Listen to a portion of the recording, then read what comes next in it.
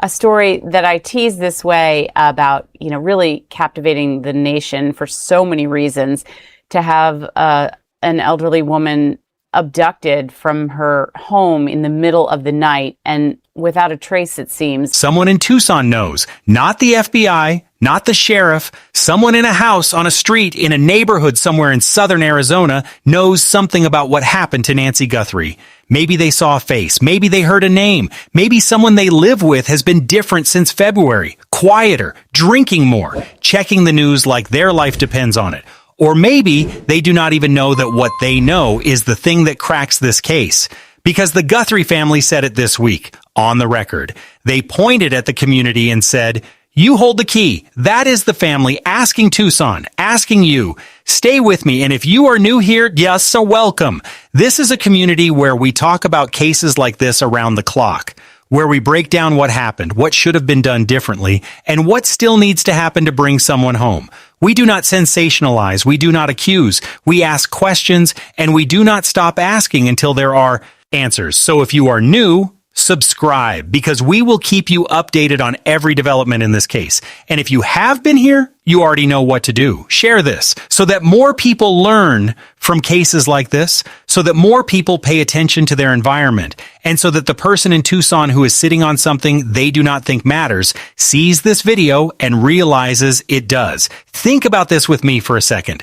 A woman disappears from her home, middle of the night, in a neighborhood where people have Ring cameras on every door, where every house has motion sensors, where the streets are quiet enough that a car engine at 2 a.m. would wake up a dog 3 houses down, and nobody saw anything, nobody heard a car, nobody's camera caught a vehicle driving in a direction it should not have been going, nobody's dog barked at something at 2 in the morning, nobody woke up and looked out the window and saw a light that was not supposed to be on. In the Catalina foothills of Tucson, Arizona, one of the most surveilled, camera-heavy, security-conscious neighborhoods in the entire state, an 84-year-old woman was carried out of her own home. And 76 days into the Nancy Guthrie kidnapping investigation, nobody in that community has come forward with the detail that cracks this case. How is that possible? The Nancy Guthrie case is now the most watched missing person investigation in America. Savannah Guthrie's mother, an 84-year-old woman with a pacemaker and daily medication, has been missing since February 1st, and the disappearance of Nancy Guthrie has produced doorbell camera footage of a masked suspect, blood on the front porch, disabled cameras, prop doors, and no arrest. No suspect named, no answers, because here is what we know. The cameras on Nancy Guthrie's property were disabled. Her lights were taken out. Her back doors were propped open with her own flower pots. A man in a ski mask stood at her terrace. Front doorbell camera at 1:47 a.m. And by 2:28 a.m., 41 minutes later, her pacemaker stopped transmitting. The cameras at Nancy's house failed. That is confirmed. Ashley Banfield reported through her law enforcement sources on Drop Dead Serious that multiple cameras and exterior lights were disabled before or during the abduction. The suspect came prepared for Nancy's security system, but he did not come prepared for every camera on the street. The FBI asked residents within a 2-mile radius to submit any footage from January 1st to February 2nd that they deem out of the ordinary or important. 2 miles. That is dozens of houses, hundreds of cameras, thousands of hours of footage. Ring cameras, Nest cameras, Arlo cameras, Tesla dash cams parked in driveways, business security systems, traffic cameras, and the FBI is still asking, which means the footage they have collected so far has not given them what they need. So either the suspect avoided every single camera on every single street between Nancy's home and wherever he went, which would require a level of knowledge about the entire neighborhood that goes far beyond studying one house, or, and this is the one I keep coming back to, someone has footage they have not checked. Someone has a camera that recorded something on January 31st or February 1st that they have not looked at because they did not think it mattered. Because their camera points at their own driveway, not Nancy's street. Because the truck that drove past at 2:15 a.m. did not seem important at the time. But what if it is the truck? What if the vehicle that carried Nancy Guthrie away from her home drove past your camera? What if it is sitting in your cloud storage right now? A 10-second clip of headlights moving through the dark at an hour when nobody should have been driving? That is why the Guthrie family said what they said this week. They said, "We hope people search their memories, especially around the key." Timelines of January 31st and the early morning hours of February 1st, as well as the late evening of January 11th.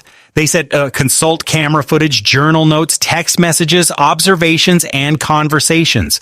They are not asking you to solve the case, but they are asking you to look, to check, to go back to that camera app you have not opened since January, to scroll through the footage, to look for the thing you did not know you were looking for. Because the cameras at Nancy's house were disabled, but the cameras on every other house on that street were not. And somewhere in that footage, on a neighbor's Ring, on a business camera down the road, on a dash cam that was recording while a car sat parked overnight, there may be the 10 seconds that changes everything. But it is not just about cameras. It is about people.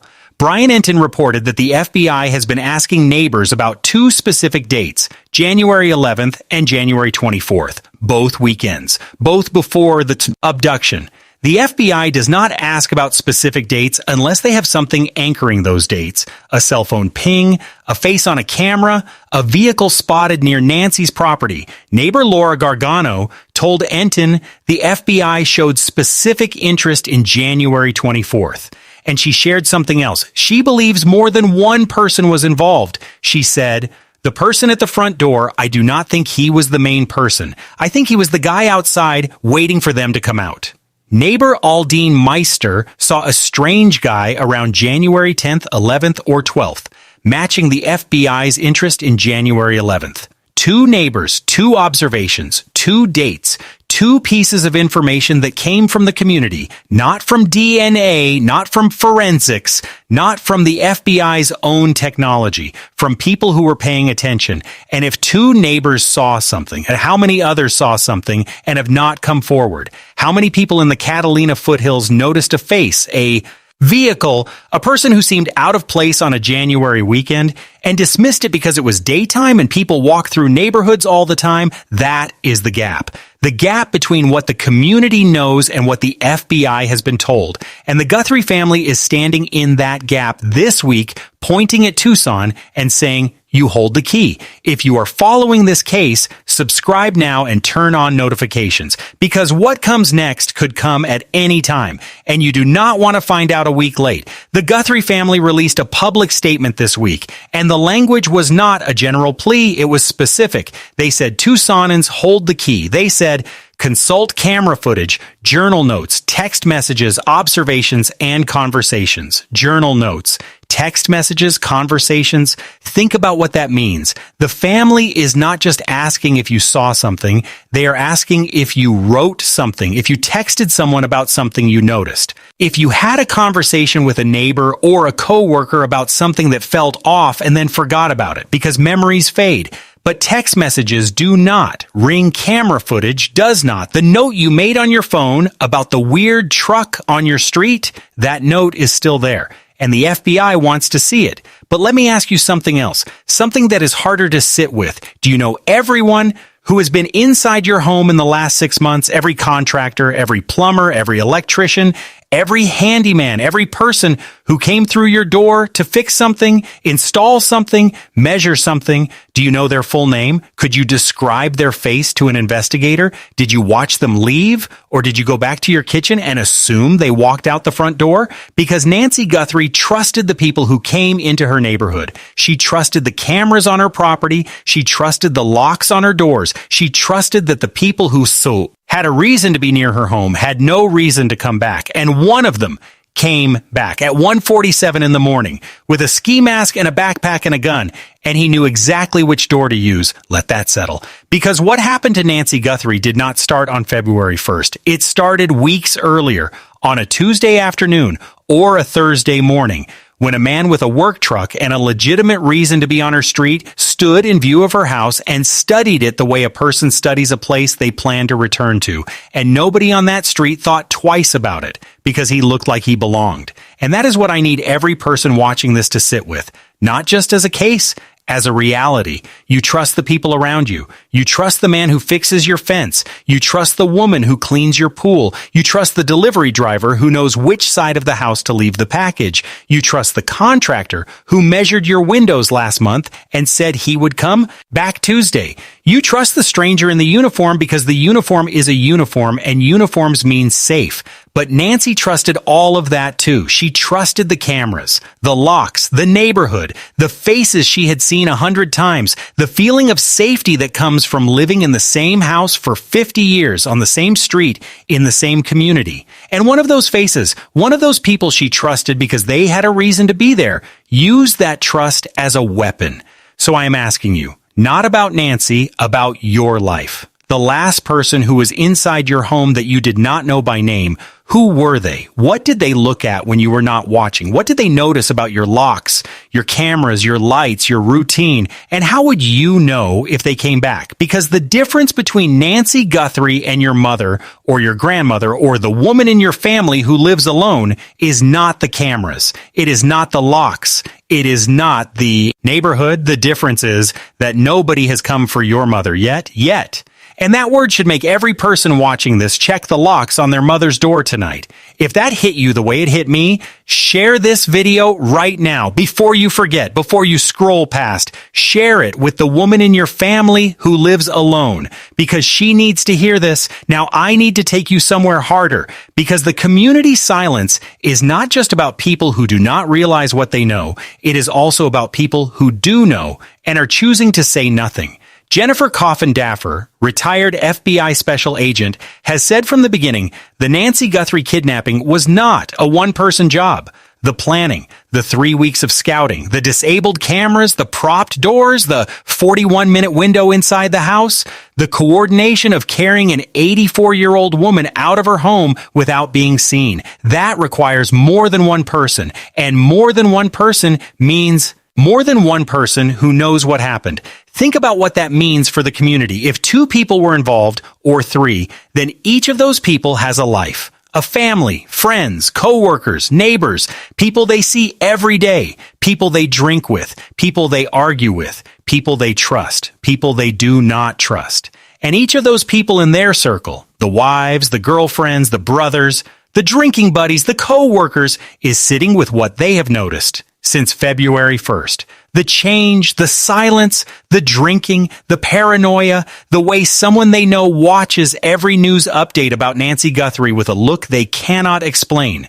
Imagine you are that person. Imagine your husband, your brother, your friend, someone you have known for years, came home on the night of February 1st, late, dirty, quiet, and they have been different ever since. You have watched them change. You have watched them drink more. You have watched them snap at the kids. You have watched them check their phone every 10 minutes. You have felt something shift in your house that you cannot name but cannot ignore. And you have thought about calling. You have thought about the tip line. You have thought about the $1.2 billion, but you have not called because it is your husband, your brother, your friend, and you are not sure and you are scared and you do not want to be wrong. Let that settle because that person is real. That person exists right now. Somewhere in Tucson, somewhere in southern Arizona, a woman lying next to a man who has not been the same since February. And every night she thinks about it. And every night she talks herself out of it. And every night Nancy Guthrie's family goes to sleep without answers because that woman has not called.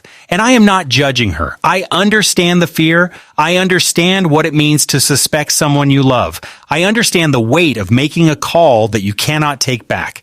But here is what I need you to hear, and I need you to hear it clearly. $1.2 million cash, anonymous, no name required. Nobody has to know it was you, not your husband, not your brother, not the person you are afraid of. Anonymous means anonymous. The FBI does not tell anyone who called. The reward is paid without your name attached. You call, you tell them what you know, and your life changes. And Nancy Guthrie's family gets the answer they have been waiting 76 days for. And this week, this very week, the Pima County Sheriff's Department showed the community exactly why public pressure matters.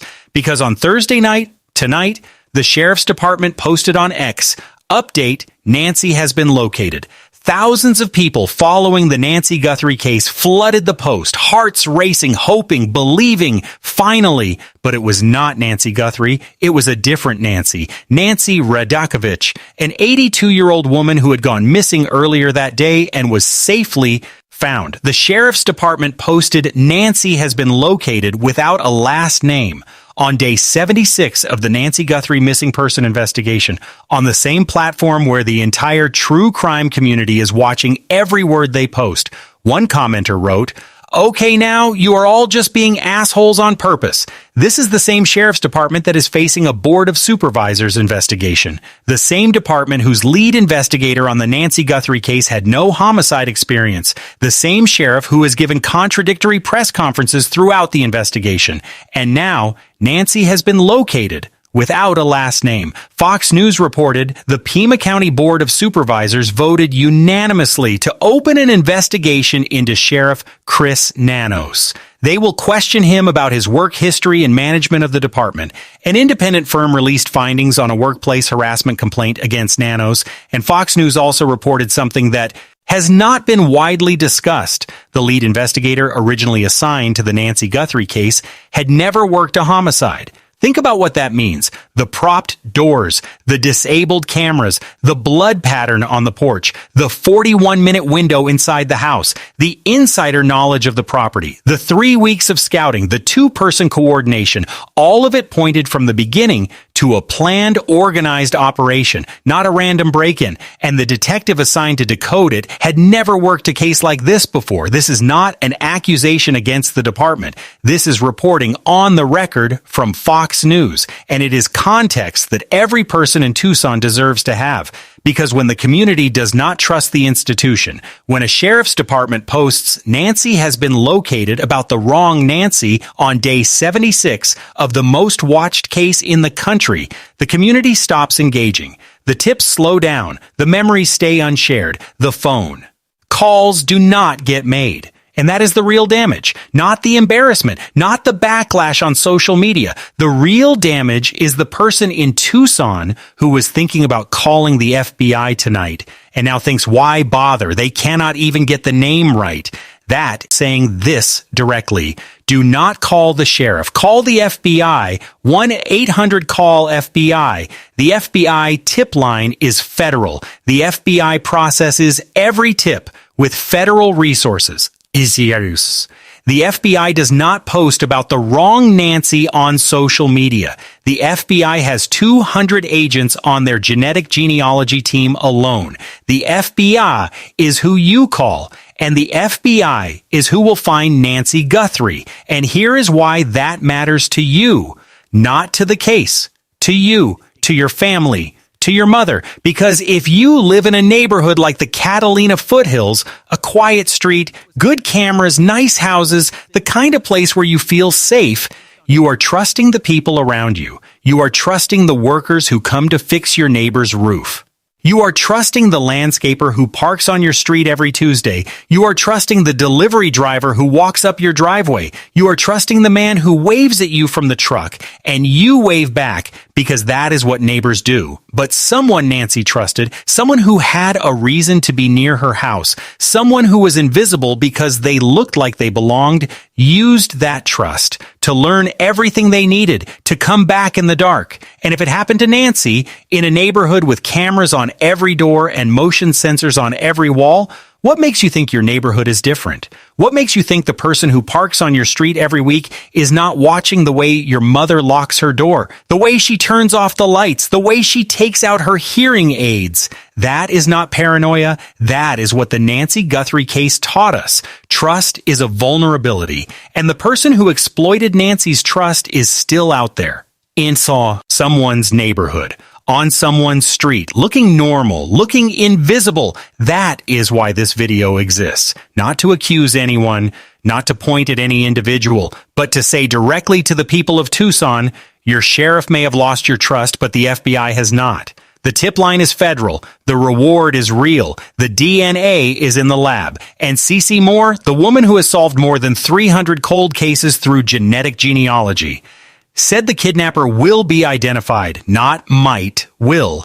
A retired detective named Clint Cole, the man who solved the Nancy Woodrum case in Paso Robles, California, a case with the same blueprint as the Nancy Guthrie kidnapping, went on Ashley Banfield's Drop Dead Serious and said something that should make every person in Tucson sit up. He said, in cases like this, where investigators are running down everyone who had access to the property, there is a strong likelihood that they have already spoken to the right person. Read that. Again, they have already spoken to the right person. The FBI may have already sat across from the man who took Nancy Guthrie as part of a broad canvas as one of dozens of workers being interviewed and may not yet have connected the threads that move that name from peripheral to central. Let that settle. The person who took Nancy may have already looked an FBI agent in the eye, may have already answered their questions, may have already shaken their hand and walked out the door and driven home and thought, I got away with it. But he did not get away with it because the geofence data is still being processed, the phone records are still being mapped, and somewhere in a database, his name is sitting next to a timestamp that places him near Nancy's property on a day he should not have been there. That is not speculation. That is the experience of a detective who arrested a killer he had already spoken to on the phone in the early weeks of the investigation.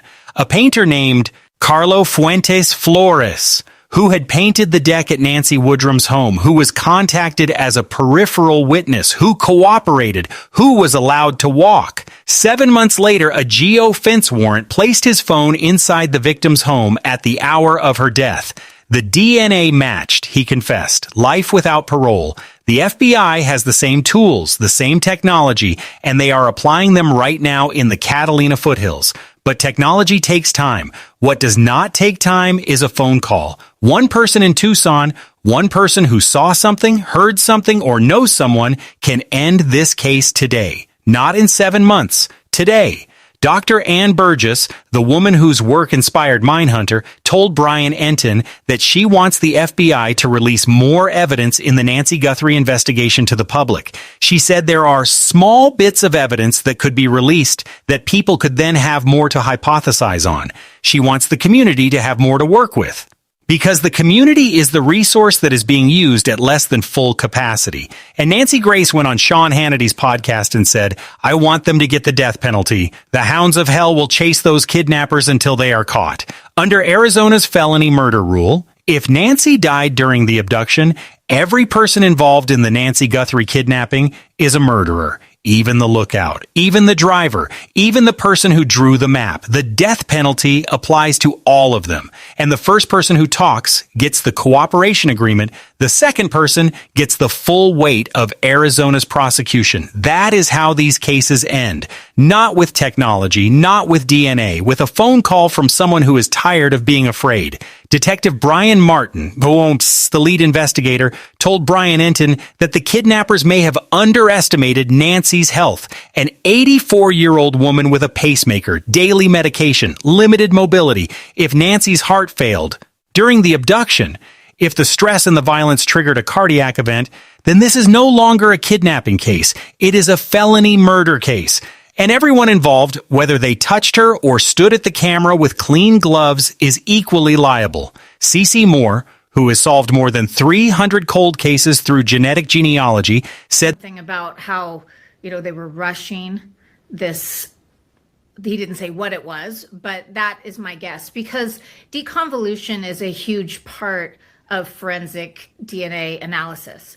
And there have been efforts to deconvolute on the STR side for decades. And they have a lot of software packages that they can work with. But end this before the technology even finishes processing. Someone in Tucson is deciding right now, tonight, whether to make the call or wait another day, whether the risk of calling is worth it, whether the $1.2 million is real, whether anonymous really means anonymous. It does. 1-800-CALL-FBI. No name required. Cash. Anonymous. The FBI does not tell anyone who called. The reward is paid without your identity attached. You call, you tell them what you know, and 76 days of silence ends, and Nancy Guthrie's children, Savannah, Annie, and Cameron, stop waking up every morning wondering if today is the day they find out what happened to their mother. Now, I owe you the counter evidence, because fairness matters. It is possible nobody in the community knows anything about the Nancy Guthrie disappearance.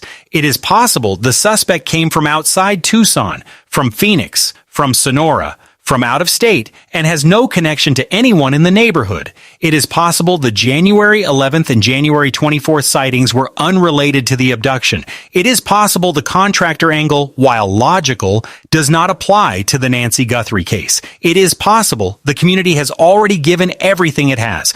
Over 30,000 tips have been submitted. The FBI is processing each one. The delay may not be a silence problem. It may be a forensic processing problem. The FBI may already have the name from the community tips and is building a case in silence before making a move. It is also possible that the person who took Nancy has no circle, no wife watching him change, no coworker noticing the paranoia, a person who lives alone, works alone, and has no one to notice the shift. In that case, the community cannot provide what it does not have, and the answer will come from technology, not from a phone call. All of that must be weighed. But the Guthrie family, who know this case better than anyone outside law enforcement, said this week that Tucsonans hold the key. They did not say the FBI holds the key. They did not say the DNA holds the key. They said the community. And they asked people to search their memories, their text messages, their camera footage, and their conversations. That is not a family grasping at straws. That is a family that has been briefed by the FBI and believes the answer is in the community. 3 scenarios. Scenario 1. Someone in the community saw the suspect on January 11th or January 24th and does not realize it. A Ring camera captured a face. A neighbor noticed a truck. A dog walker saw a man standing near Nancy's property. That person has not connected what they saw to the case. They need to go back through their footage, their texts, their memories, and make the call. Scenario 2. Someone in the community knows the suspect personally. A wife, a girlfriend, a brother, a co-worker. They have watched that person change since February 1st. They suspect. They are afraid. They have not called because calling means destroying a relationship, facing retaliation, or admitting something they are not ready to admit. But the $1.2 million is anonymous, and the alternative is living with what they know for the rest of their life. Scenario 3. The suspect is a contractor or day laborer who worked in the neighborhood and has since left Tucson. He is in Phoenix or Sonora or another state. But the homeowner who hired him is still in Tucson. The crew boss who brought him to the job site is still in Tucson. The neighbor who saw his truck is still in Tucson. The connection is still here, even if the suspect is not. Based on the family statement, the FBI's focus on contractor interviews, the 2 scouting dates, and the insider knowledge the suspect demonstrated, scenario 1 or 2 is most likely. Tell me in the comments, scenario 1, 2, or 3, and tell me why. Every mother watching this, think about your own neighborhood. Think about your own street. Think about the houses around you. Think about the workers who come and go, the faces you see but never question. Now think about Nancy Guthrie, 84 years old, pacemaker, hearing aids out, asleep in the bed she had slept in for decades, in the house she stayed in after her husband died because she was not going to let grief drive her out of it. Someone knew that house. Someone knew those doors. Someone knew those cameras. Someone knew her schedule. And someone in Tucson. Maybe someone on her street. Maybe someone on the next street over. Maybe someone at the hardware store or the gas station or the restaurant where workers eat lunch. Saw that person, spoke to that person, worked alongside that person, and 76 days after the disappearance of Nancy Guthrie, that person is still free, still breathing, still watching, and the medication Nancy needs to survive is still sitting on her kitchen counter, exactly where she left it. Nancy Guthrie was born Nancy Long. She married Charles Guthrie. He died in 1988. She raised 3 children alone, Savannah, Annie, Cameron, Savannah Guthrie's mother stayed in Tucson for over 50 years. She saved the Poison Information Center by gathering 20,000 signatures. She hosted dinner every Saturday. She watched church every Sunday. She fed the javelinas that ate her plants because she thought they were funny. She took an Uber to her daughter's house because she did not want to be a burden. And she trusted her neighborhood. She trusted the cameras. She trusted the locks. She trusted the gate. She trusted the routine she had built over 50 years. The routine that made her feel safe enough to take her hearing aids out at night and sleep in silence. And someone studied that routine. Someone watched her lights go off. Someone counted the minutes between the last car on the street and the silence that followed. Someone learned her schedule the way you learn a combination, piece by piece, visit by visit until the lock opens. Now think about your own mother. Think about her routine. The time she locks the door, the time she turns off the porch light, the time she takes her medication and goes to bed. Think about how many people know that routine. The neighbor who waves every evening, the handyman who came last month, the delivery driver who comes every week, the lawn care crew that parks on her street. How many of those people know when your mother is alone? How many of them have seen her cameras? How many of them could walk through her yard in the dark and know exactly where the gate is? That is not paranoia. That is the lesson of the Nancy Guthrie case. Someone who looked normal, someone who had a reason to be there, someone who was invisible because they belonged. Until the night they came back with a different reason. That is who someone took. That is who 76 mornings have passed without. And here is the truth that nobody wants to say. Nancy may already be gone.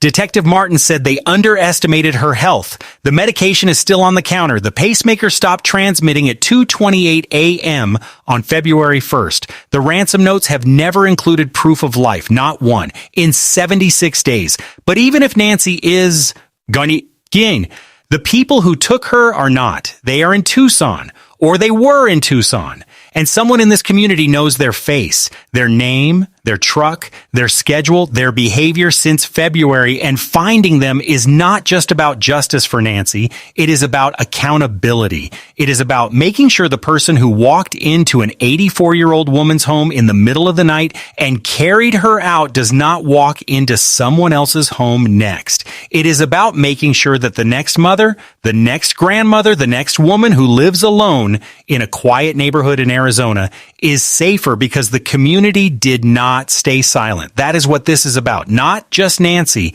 every mother, every grandmother, every woman who sleeps alone and trusts that her locks will hold. And the community of Tucson has the power to end this. One phone call, one memory, one text message, one piece of footage, one name, 1-800-CALL FBI, 52035-149-0088 crime. If you are in Tucson, if you are in the Catalina foothills, if you are anywhere in southern Arizona, if you worked on a crew in January, if you drove through that neighborhood, if someone you know has been different since February, if you have footage you have not checked, if you have a text message you forgot about, if you have a memory that does not feel important but keeps coming back, make the call, because the Guthrie family said it themselves. Someone knows something, and that someone may be you. Now ask yourself the what ifs, because the what ifs are where this case breaks. What if the homeowner on the next street over hired a day laborer in January to fix a fence, and that laborer spent more time looking at Nancy's house than at the fence? What if that homeowner still has a receipt, a phone number, a first name scribbled on a piece of paper? What if a landscaping crew was working 2 houses down from Nancy's property on January 24th, the date the FBI is specifically asking about, and one of the crew members walked off the job for 20 minutes? What if the crew boss noticed but did not think it was important? What if someone at a bar in Tucson heard a man say something in February? Something about a house in the Catalina foothills, something about cameras, something about an old woman who lives alone, and dismissed it as drunk talk. What if that drunk talk was a confession nobody recognized? What if a woman in Tucson has been lying in bed every night for 76 nights watching the person next to her check the Nancy Guthrie news on his phone and wondering why his hands shake when a new update drops? What if she has thought about calling the FBI tip line but talked herself out of it every time because she is not sure? What if the only thing between that woman and $1.2 million is the courage to pick up the phone? What if a delivery driver, FedEx, Amazon, UPS, DoorDash, made a delivery on Nancy's street in January and has dash cam footage they have never checked? What if a real estate agent showed a property nearby and has photographs from that day that captured a truck or a face in the background? What if someone in Tucson watched every one of these Nancy Guthrie videos, read every comment, followed every update, and has been telling themselves for 76 days that what they know is not important enough to report? What if they are wrong? What if the one detail they are sitting on is the detail that connects the name to the face to the house to the night? Because the Guthrie family did not say the FBI holds the key. They said Tucsonans hold the key. After being briefed by the FBI, after 76 days, they pointed at the community, and they are right. Share this with every person you know in Tucson. Share this with every mother who has an elderly parent living alone. Share this with every person who works in construction, landscaping, or home services in southern Arizona, because the person who took Nancy worked near that neighborhood, and someone in that industry knows his face. If you have not seen our breakdown of the blood evidence at what 4 forensic experts found on Nancy's porch and why the man on the doorbell camera had clean gloves, watch that next. Subscribe and turn on notifications, because the Nancy Guthrie case is not cold. The DNA is in the lab. C.C. Moore said the kidnapper will be identified. The family said the community holds the key, and the first person who talks gets the $1.2 million. The second person gets Arizona's death penalty. 76 mornings, Nancy Guthrie is still missing. An 84-year-old woman's medication still sitting on her counter. A family still waiting. And somewhere in Tucson, a phone that has not been picked up yet. 1-800-CALL-FBI. Make the call. End the silence. Bring Nancy home. The information presented in this video is sourced from publicly available reporting, including statements from the Guthrie family, Ashley Banfield's Drop Dead Serious podcast, Brian Enton of News Nation, Jennifer Coffindaffer, C.C. Moore, Dr. Ann Burgess, Nancy Grace, Detective Clint Cole, and Fox News. No individual has been named or implied as a suspect. This channel does not accuse any individual of any crime. All individuals are presumed innocent until proven guilty.